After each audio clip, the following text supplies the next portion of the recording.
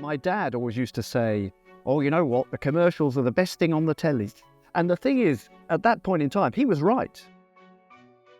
Welcome to A History of Marketing. I'm your host, Andrew Mittrack, and today I'm excited to welcome author and journalist Mark Tungate.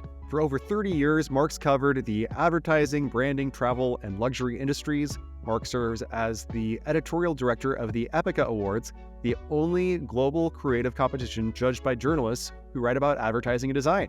He's the author of 7 books, including Adland, a global history of advertising, which will be our primary topic of conversation today. So Mark, thanks so much for joining us. Thank you.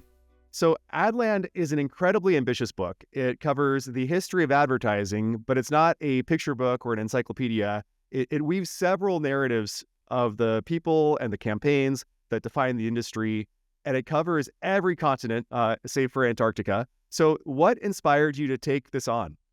Yeah, I guess simply because nobody else had done it, I think. I mean, I'd been writing about advertising for years at that point, and I was interested in advertising history because you want to know the background of the subject you're writing about.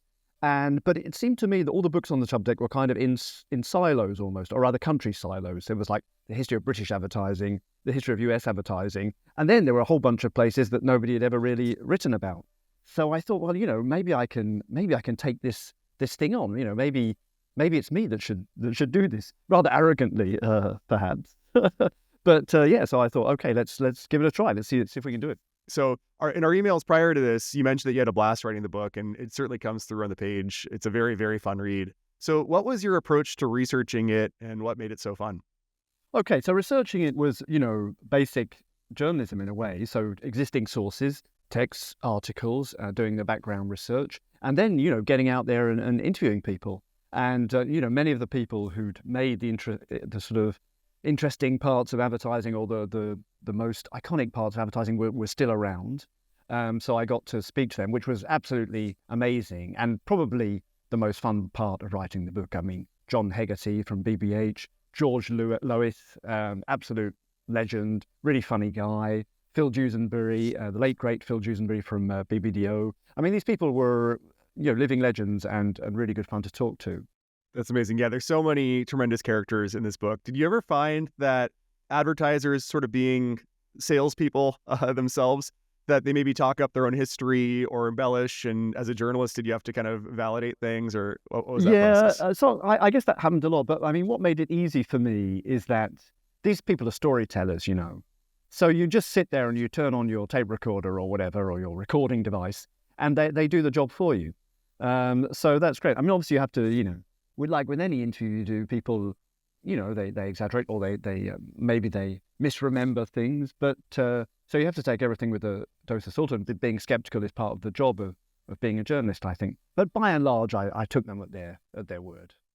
One of the lines in the introduction of your book resonated with me. It's you quoting Colin Jones's book, Paris, A Biography of a City.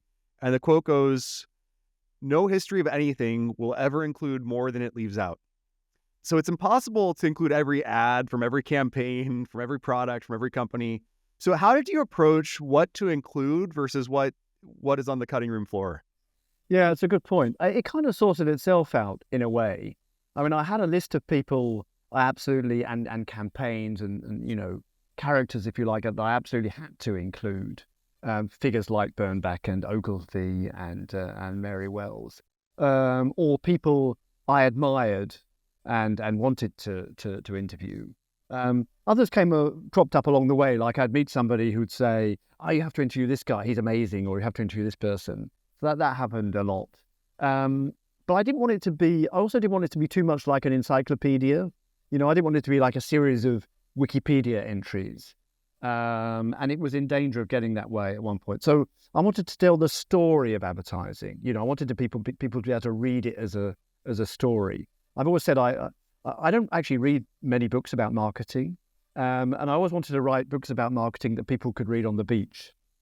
And so it became almost like a casting process where I would say to myself, okay, who's going to move the story forward, and who are the most interesting and fascinating people who are going to be great fun to read about? And that was how I made those decisions. we only have so much time together, and this book captures, centuries of history and multiple continents. So we'll only get to capture a small fraction of it. But I thought we could just start at the beginning.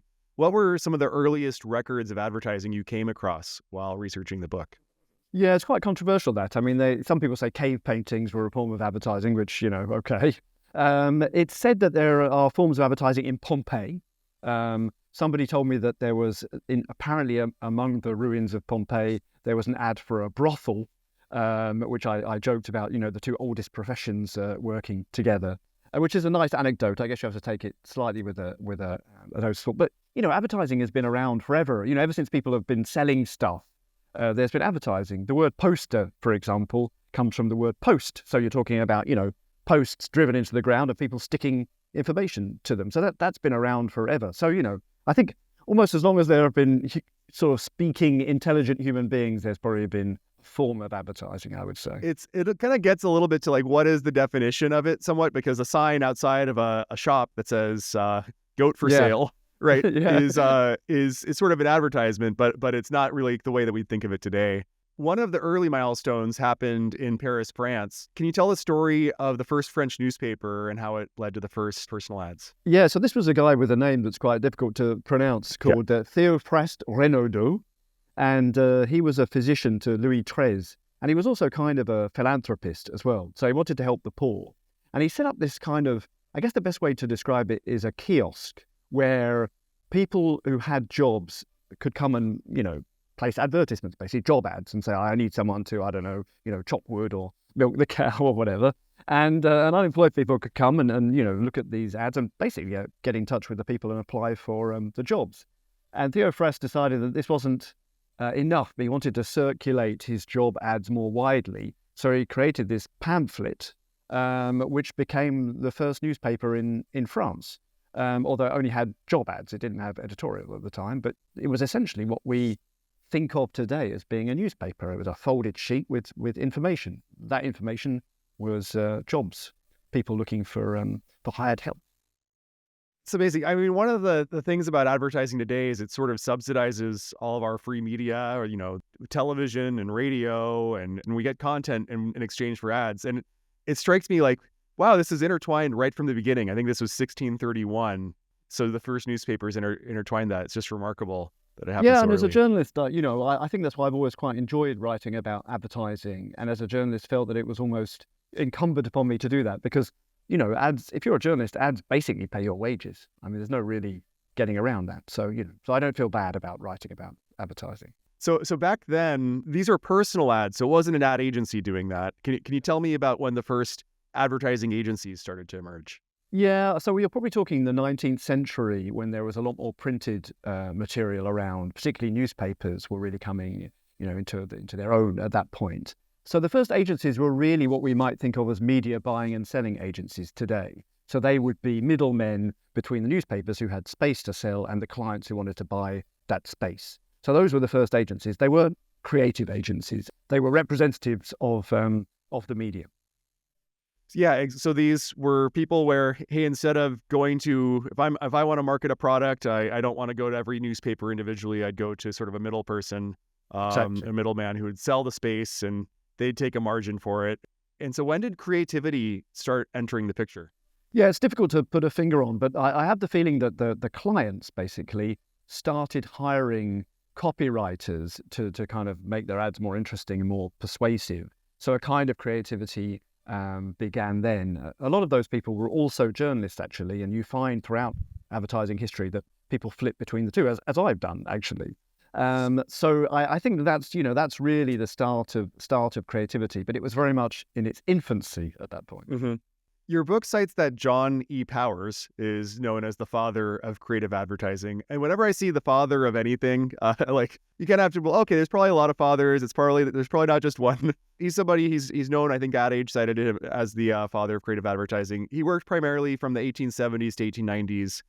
And what's funny is today, I did look up some of his advertisements. You can see them on his Wikipedia page and they're all pretty well preserved. And they don't seem very creative by today's standards. They're just kind of walls of text. What do you think he did to earn this designation of father of creative advertising? My feeling is that he was more thoughtful about it than anyone who had been before. He would experiment. He really wanted to try and form and craft the most persuasive sentence that he possibly could.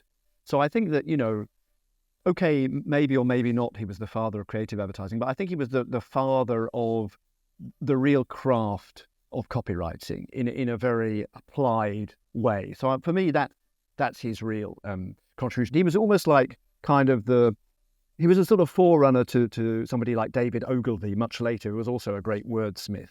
So I think that was his contribution, the craft of advertising.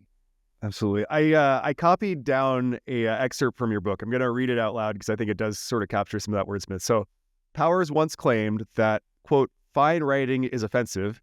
He concentrated on facts and regarded hyperbole as an anathema. And you tell the story of how he was hired by a Pittsburgh clothing company that was on the verge of bankruptcy. And he said, there's only one way out, he told his client, to tell the truth. And the ad that he created read, "We are bankrupt. This announcement will bring our creditors down to our necks. But if you come and buy tomorrow, we shall have the money to meet them. If not, we will go to the wall." And I just thought this is so funny. Like, imagine it is sort of like the everything must go liquidation type sale. Do you have any reaction to this little excerpt here? Yeah, it's kind of funny because he is telling the truth, but there's also a slightly kind of emotional blackmail aspect to it as well. Kind of like, you can do some good here. Come and save us.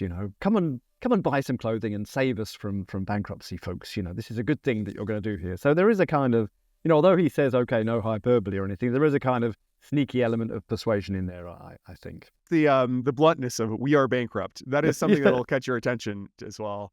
That's true. I don't think anybody's going to say that now, are they? They Exactly. Probably couch it in more subtle, discreet terms these days, I suspect. So the next major figure I wanted to ask you about is Albert Lasker, and you write, there were other contenders for the title, but few historians would disagree that Albert Lasker was the true father of modern advertising. There's too many fathers in my book, isn't there? Yeah, I think every chapter has a father. So can you share a bit about who Albert Lasker was and what he contributed? Yeah, so Lasker was another wannabe journalist, actually. And I think originally he wanted to go into journalism. But one way or another, he found himself working in this agency in Chicago called Lord & Thomas. And with a colleague of his, he developed within the agency a sort of copywriting school. So, they tried all sorts of tricks to try and capture people's attention, like overusing capitals and overusing italics, which must have looked awful to today's eyes. But, his idea was literally to grab eyeballs.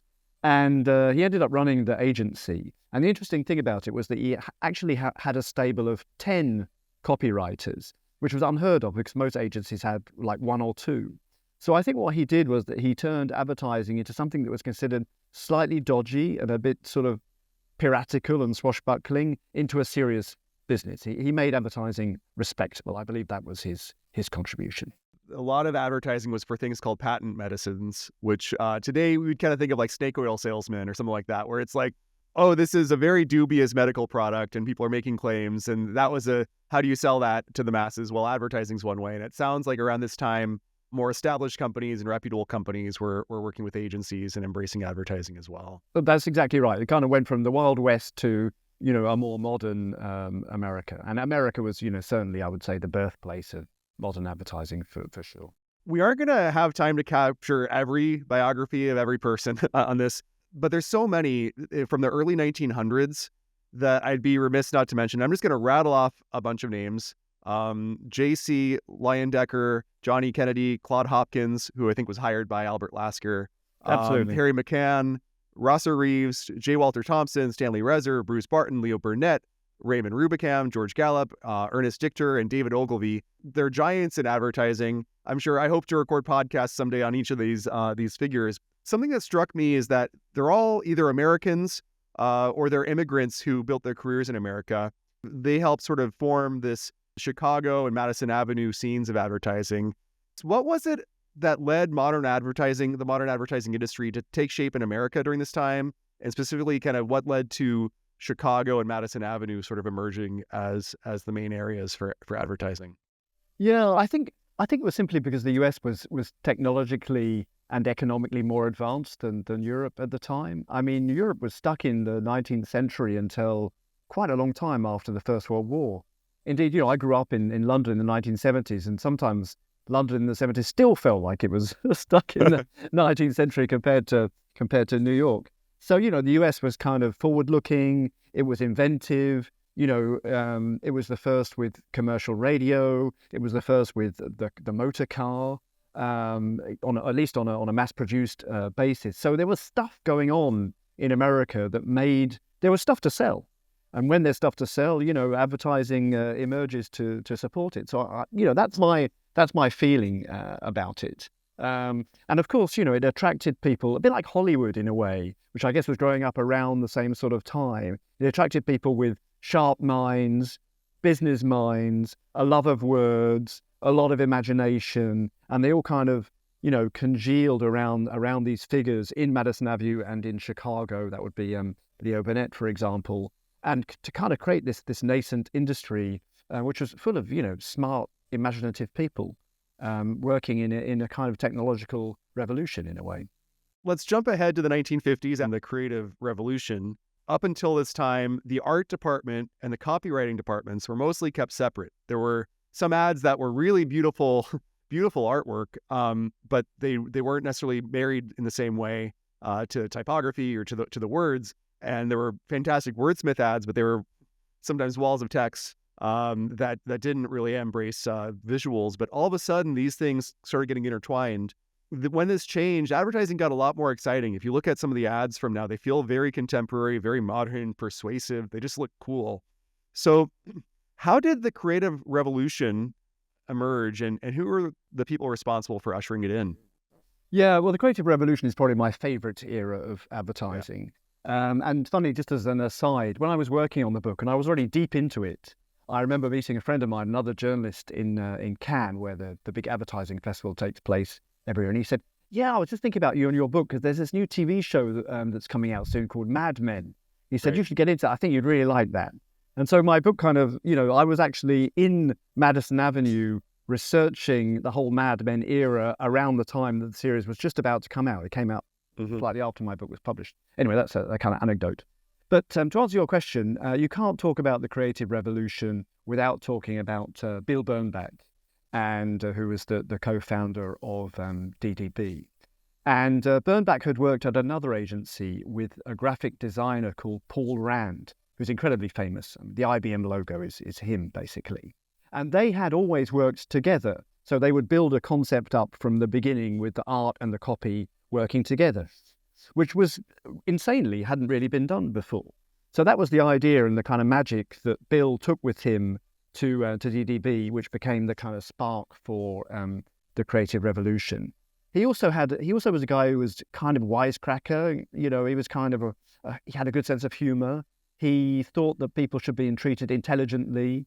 He believed in irony and sarcasm, which had never really been used in advertising before. And to use your word, I think he thought that advertising should be kind of intellectual and funny and cool at the same time. He was kind of doing what jazz musicians were doing, I think, but with advertising. So he was trying to create something that was a bit more hip.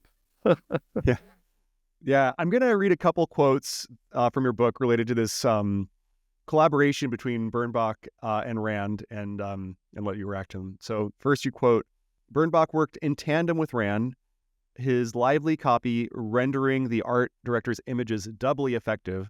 This was the birth of the creative team. I'm going to flash forward a bit. When Bernbach opened his own agency, it was on this basis, copywriters and art directors working side by side. So it really was this, that art directors and copywriters together were creating things from the beginning. Once Bernbach implemented this sort of became the standard for agencies. This was adopted more widely. That's right. Yeah. I mean, that's, that the creative revolution isn't just one agency. So, other agencies began to say, okay, we should be doing this as well. And of course, what happens in any country, in any form of advertising is you'll have like a bunch of people who start this thing and then they'll break off and form their own agencies, and it creates this kind of ecosystem. That in my book, I discovered that happened all the time. There was always one guy or maybe a couple of guys, and they trained like the next generation who would go off and And sometimes you'd have these little explosions, these sort of constellations of creativity in different countries. It started at one place, kind of interesting. So that's what happened. That's what happened there. And so what were some of the most iconic ads from this period of the creative revolution?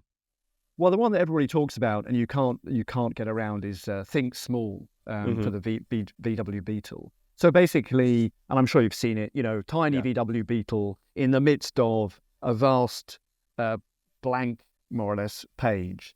The art director was Helmut Kroner. And, this was in an era when cars were big and flashy and advertising for cars was big and flashy. And here's a little tiny Beetle with a very short, sharp sentence, think small. There was a bit of copy as well, of course, written by Julian Koenig, who was also part of the team. And then there was another one in the same series called Lemon, where it talked about how, they would scrap certain Beetles because they weren't up to scratch. They weren't perfect enough. So they were very eye-grabbing headlines, and the copy was very well-written and funny. Another one I like from that era is for, I think it was a Christmas ad, actually, for Chivas Regal whiskey. And the line is, "Give Dad an expensive belt." And I think you've got the creative revolution right there. It's funny. It's managing to convey a sort of status on the drink by admitting it's expensive, but also in a very witty and almost like a throwaway line. I just think that's wonderful. And then the third one I could probably talk about is the one for Avis, which was the second most popular car hire firm at the time. And the line was, "We try harder," because they're the second. So they have to try harder, get it? And again, telling the truth, but turning it around and make it funny and interesting. Yeah, it's so brilliant. It's embracing their positioning as second, which is very, very controversial. Or it's something that is probably, if I was to pitch that to a client, like, hey, don't try to hide this fact that you're second, and embrace it. It's very bold as well. Yeah, and that's the other thing as well. I mean, not only did they have to come up with all this stuff, they had to sell it to the client. So there's talent right there. So, it's not just the creatives. The account team are doing a great job here as well.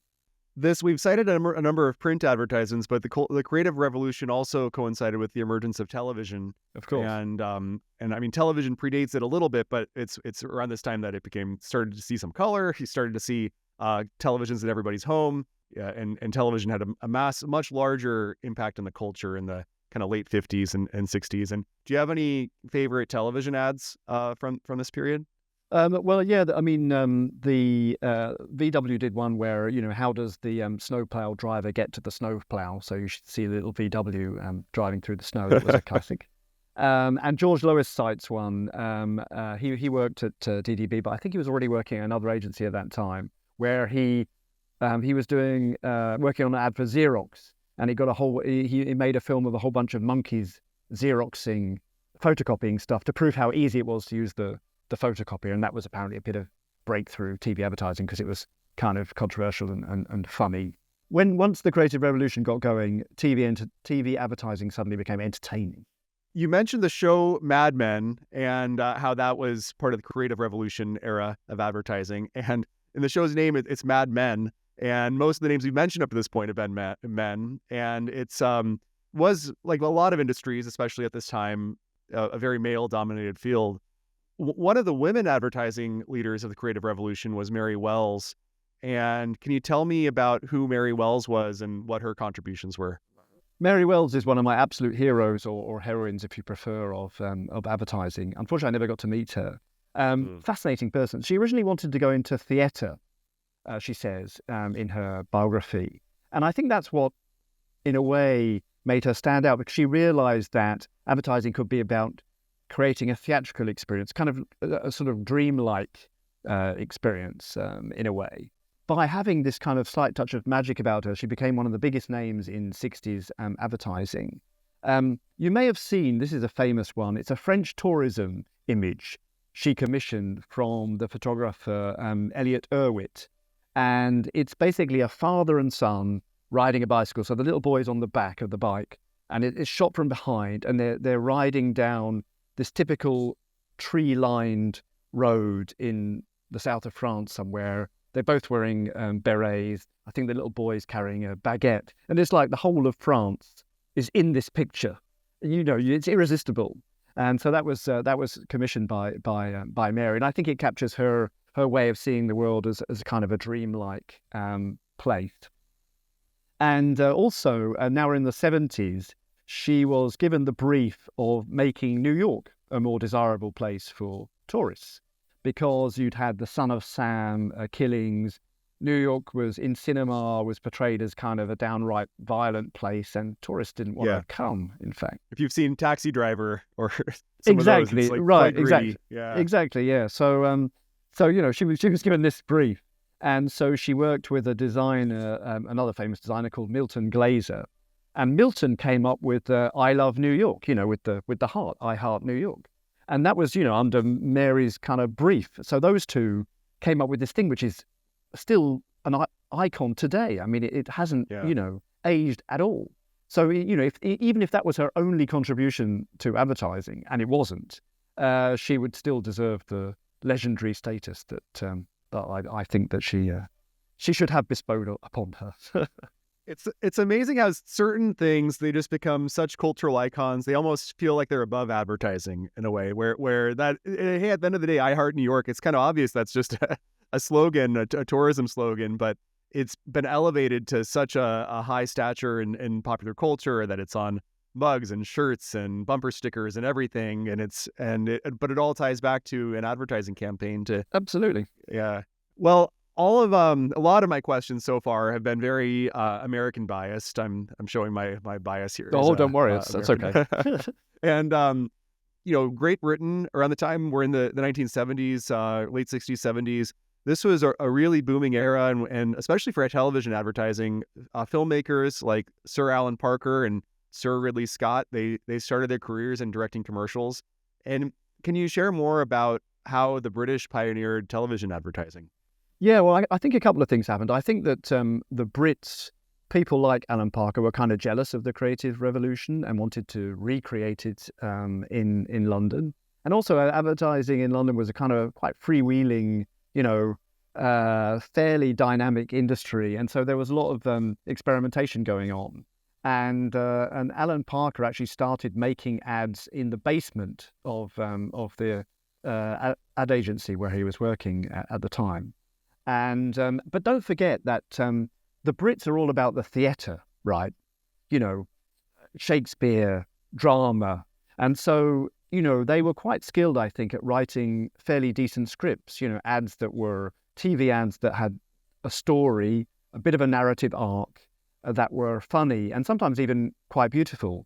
And of course, because of all that, they stood out. And so, creativity and impact are never far apart. So if they stood out, they were successful. So, hey, let's have more. So I think that's how that began. Yeah, it's kind of cool that advertising, it's this confined medium. You only have 30 seconds, usually, maybe a minute, sometimes, to tell a very compelling story, grab somebody's attention, take some risks, stand out. And it becomes this sort of training ground for, they're not Sir Alan Parker and Sir Ridley Scott because they're commercials. They reach that knighthood status of because of how they took what they've learned in commercials and brought it to the cinema and brought it to storytelling. And absolutely, it is one of the cool benefits of advertising is that you see it as sort of a training ground for people who can kind of go on to tell amazing stories and really influence the culture. Oh yeah, there are many. David Fincher also worked in advertising, and there are others. But yeah, that's true. It's a good training ground because I think you have to be economical. You have to tell a story in a short period of time, and it has to be action packed. So yeah, all the elements that you see in films by Ridley and others. Britain in the 70s and 80s. This is a part. So I can tell by your accent you're British. Yes. What do you personally remember about British ads growing up? Are there anything that sets them apart? Any things that come to mind? Yeah, and so I was born in 1967. So by the time I was 10, we're in the mid 1970s, and stuff is going on. And my dad always used to say, "Oh, you know what? The commercials are the best thing on the telly." And the thing is, at that point in time, he was right, because we had reruns of American shows. The sort of own brand British shows were made on a very small budget and were normally not that great. And so when you had an amazing ad, I remember one particular one, it was from Saatchi & Saatchi, and it was for British Airways.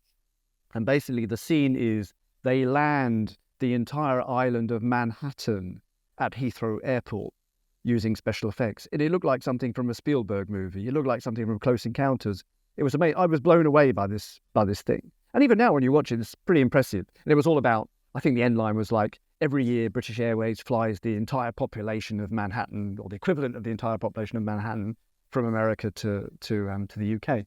And I just thought, wow, this is... And I think that was the point. That ad was probably the point where I thought, actually, this advertising stuff's pretty cool. I didn't know I'd end up writing about it one day, but I think that was the point when I realized there was something interesting going on. So I remember that one in particular. So you mentioned Saatchi & Saatchi, and that's one of those iconic advertising firms that you still hold in high regard today. Can you tell me a bit about who Saatchi & Saatchi were and that origin story? Yeah, so that was Maurice and Charles Saatchi, and who were brothers, of course. And I think one of them had been a journalist, but there's certainly, like Charles was an art director and was interested in art, and of course went on to start the Saatchi Gallery and to work in the art business. So I think they wanted to.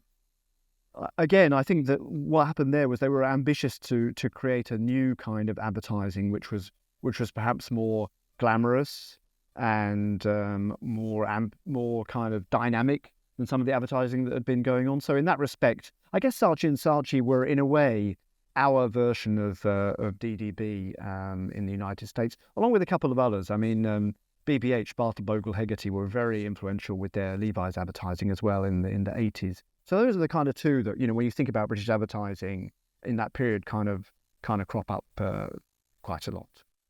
We've talked about North America. We've talked about Britain. One thing that I think an ad that's very iconic that kind of brings these together is Apple's 1984 ad. It's widely considered as the greatest advertisement of all time. And it was developed by an American agency, Chiat Day. Absolutely. And it was filmed in England, and it was directed by Sir Ridley Scott. Can you tell the story of this ad and kind of describe the impact it had and its significance? Yeah, I think it marked the launch of a new era in a way.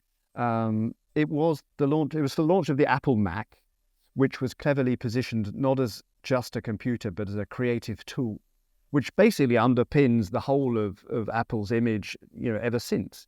Tools for creative people. And it was going against IBM, which was very much, international business machines. This is like the alternative. So that was clever. The ad itself is extremely atmospheric and imaginative. It seemed to be shot on a huge budget. I don't know whether it was, but it seemed to be. I mean, it looked like there was money on the screen. It was first shown on the Super Bowl, which also heralded that event as the annual showcase for the best advertising, which of course it has now become. And when I think about it, it was the first time real life had caught up with science fiction. Suddenly we were living in the future with this ad, because the end line is, and that's why 1984 won't be like 1984. So these two worlds had collided, the world of literature and the world of computing, and also, on top of that, the world of advertising. So it was a kind of, it was kind of a magic potion in a way, total genius, actually. Mm-hmm. And it's one where it shows a few things. One, it shows Steve Jobs' timing, or Apple's timing. It's one, you couldn't do that in 1983. You couldn't do that in 1985. You had to do it in 1984 and have it be the ad that ties to this iconic book and a major event like the Super Bowl. And then it's also one where you don't see the product at all.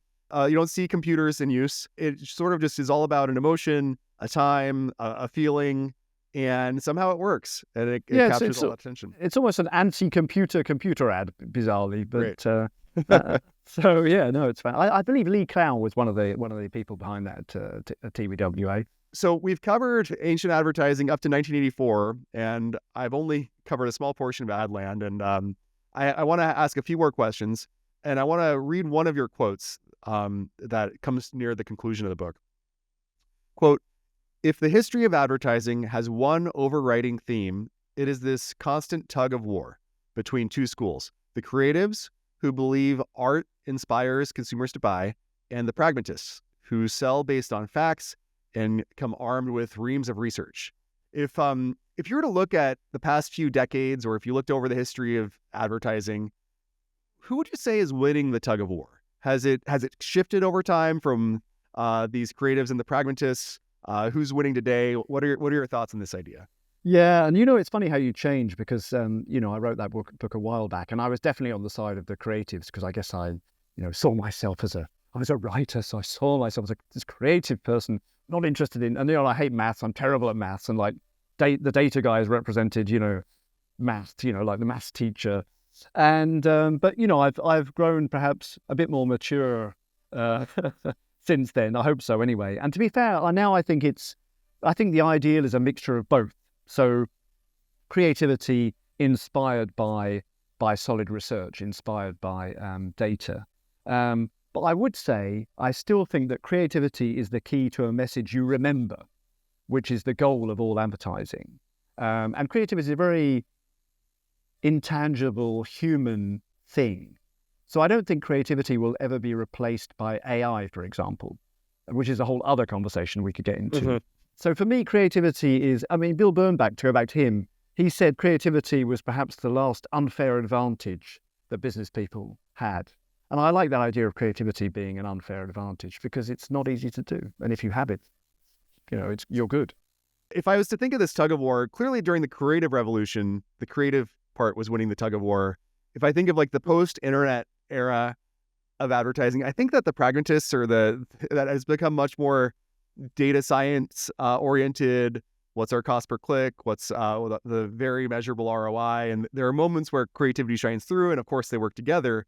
But if I was to really force to pick one today or since the launch of the internet, really, I'd probably lean towards the pragmatists sort of starting to win more of the battle or shape more of the industry. Does that align with you, or what's your reaction to that?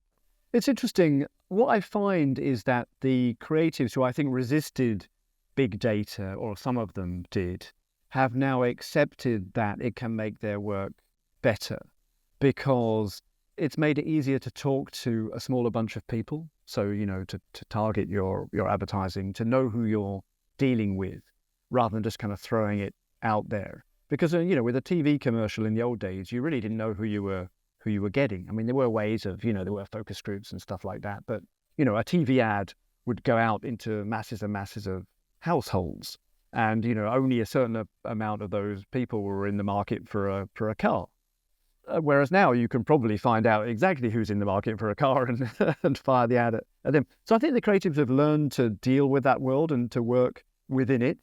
But I think they're still allowed and indeed encouraged to come up with these ideas that are quite magical. You mentioned earlier that I'm involved in the Epica Awards, which is a creative prize given by journalists.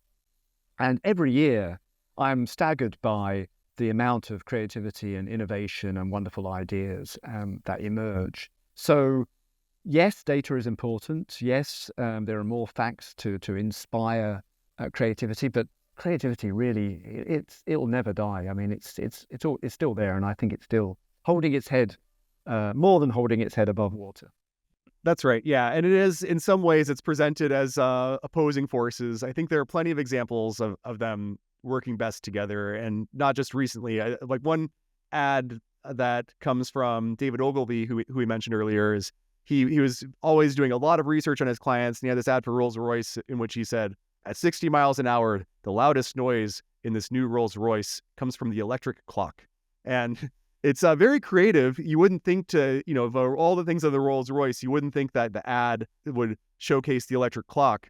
And it's very surprising, but you just imagine him reading every little thing he could about this car and this coming out and using that research and the data and all the stats about it and highlighting the one that could capture somebody's imagination and their attention. Yeah, that's very Ogilvy. He believed in research. He worked with George Gallup for a while. And so Ogilvy was quite a rational person, but he was capable of turning facts into gold with his pen. He was a terrific writer. So that's what made him one of the creative revolutionaries as well, I think. So you published the first edition of Adland in 2007. I read the updated second edition in 2013.